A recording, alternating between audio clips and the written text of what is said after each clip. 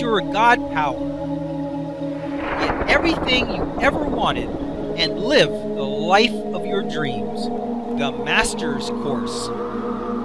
Copyright 2010 by Richard Lee McKim Jr. All rights reserved. Let the quest for knowing begin.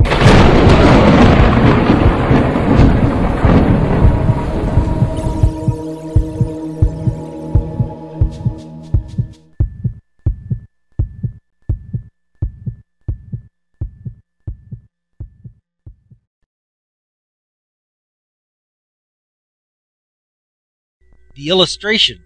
Normal reality. Okay, you have the physical meaning of the person. Then you have the physical meaning of fingertips. What fingertips are all about. Then you have the physical meaning that seeing requires light and eyes. And you get a physical result. She doesn't see with her fingertips because based on what you know about the person, based on what you know about fingertips, based on the fact that seeing requires light and eyes, the result is going to be that you can't see with your fingertips. Everyone knows that. But now you have God power exercised by her own beliefs.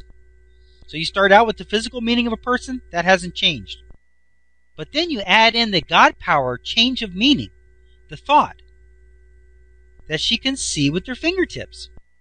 Then you add in the thought meaning, which correlates with that. Seeing does not require light and eyes. And what do you get? You get a physical result that she can see with her fingertips. Now that happened because there was a change in meaning. Here there was an infinite number of outcomes. Remember, situations are neutral. So you see, if you had the situation and you had the meaning that you had to have light and to see, and you couldn't see with your fingertips, then you elicit the response of no seeing with your fingertips. But out of that same exact situation, there's an infinite number of other possible outcomes. And one of those other possible outcomes is that you can see with your fingertips. That seeing does not require light and eyes. That's one of the infinite possible outcomes of that situation. And because that is her belief, she elicits that specific outcome, and she gets a result that she can see and read with her fingertips.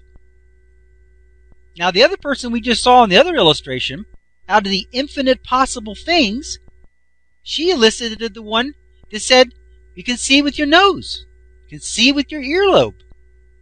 This person elicited the possible outcome that she can see with her fingertips.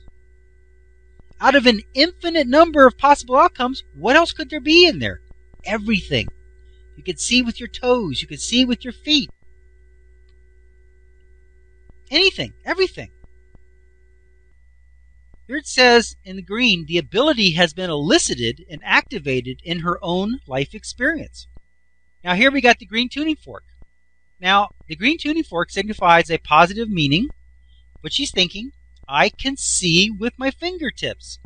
So what is happening? She's eliciting the response of seeing with her fingertips. They tested her. They put a sheet of heated glass and put the newspaper under it.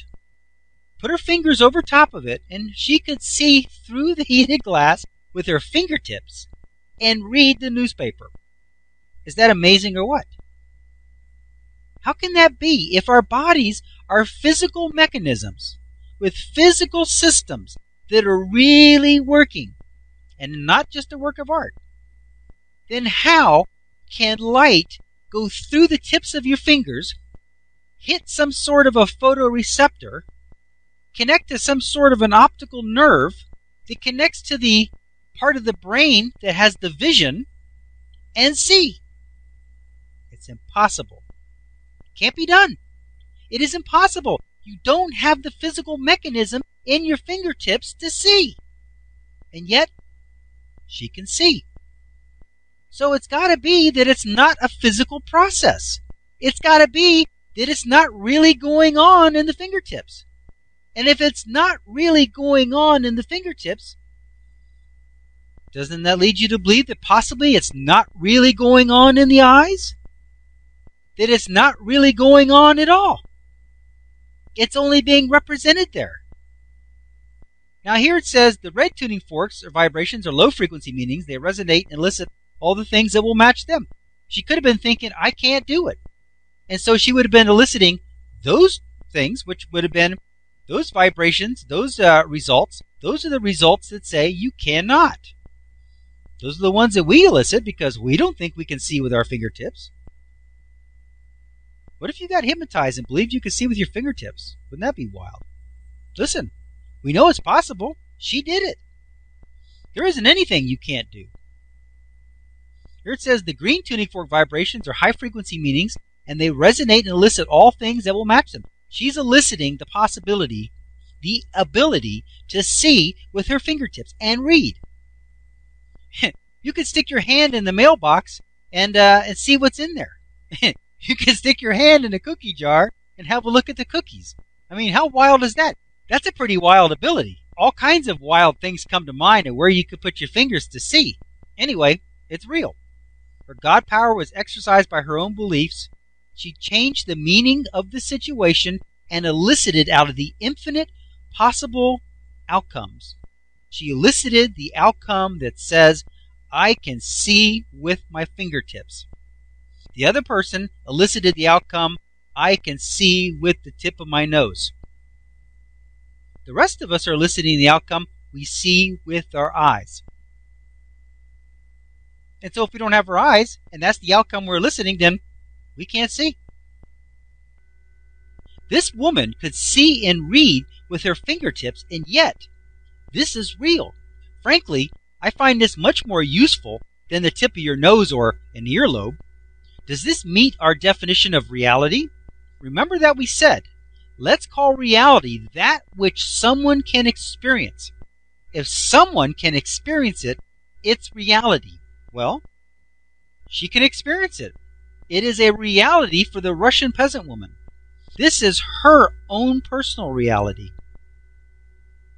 This is like our virtual out-of-body experiment above, in that there is a sense that is operating in a different place and doesn't match up with the correct place on the body. At this point, I don't know how we can use the word correct to describe any reality. I think that it would be more appropriate to say that it doesn't match up with the place that we expect it to be based on our own realities. In the virtual experiment, our sense of touch wasn't even on our body. It was far away from where there was any body at all. In this case, at least the sense of vision is still on the body, but just not in the location that we would expect it to be. Isn't it interesting that our senses and the sensations that come from them can be moved around to different places and aren't locked in at any certain place on our body? In fact, they don't even have to be on the body at all.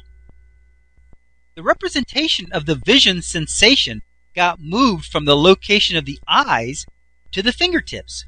Seeing with your fingertips could be useful, but I would hate to have my sense of smell get moved to my feet.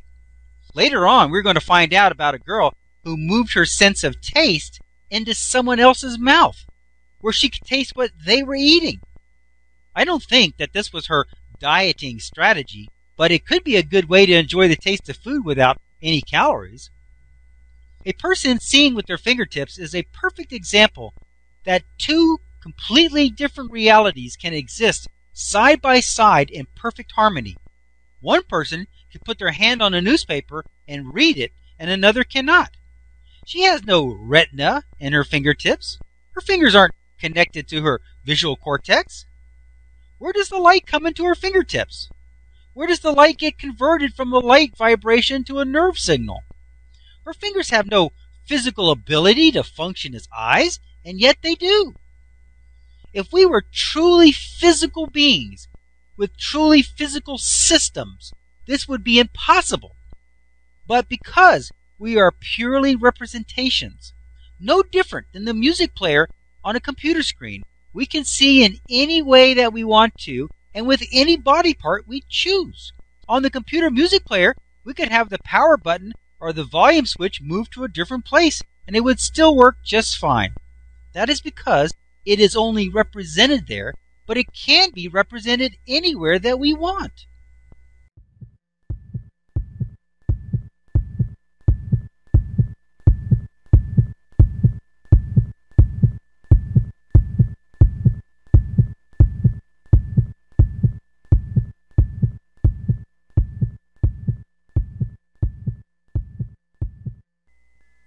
To continue, go to How to Use Your God Power, chapter number 10, segment number 14.